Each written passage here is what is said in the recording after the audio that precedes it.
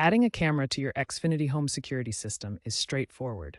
Xfinity natively supports its own cameras, offering plug-and-play ease. However, you can also integrate third-party cameras like Arlo, Ring, and Logitech Circle, now seamlessly compatible through the Xfinity Home app version 5.2. Ensure the camera is Wi-Fi enabled, supporting 2.4 GHz or 5 GHz, and check Xfinity's website for certified compatibility to avoid issues. Note that while many cameras work directly, older firmware might require updates. Xfinity supports up to 10 cameras per account, balancing coverage and system performance. Setup is quick. First, download and link the Xfinity Home app to your account.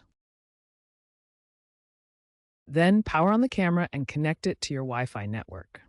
In the app, use the Add Device feature, scanning the QR code or manually entering camera details. Position the camera strategically, ideally 10 to 20 feet high for outdoor models, to maximize coverage. Finally, configure alerts, motion detection zones, and integrations with other smart devices like smart locks or lights through the app. Encryption is end-to-end via Xfinity's servers, and cloud storage is available, ensuring your data is secure.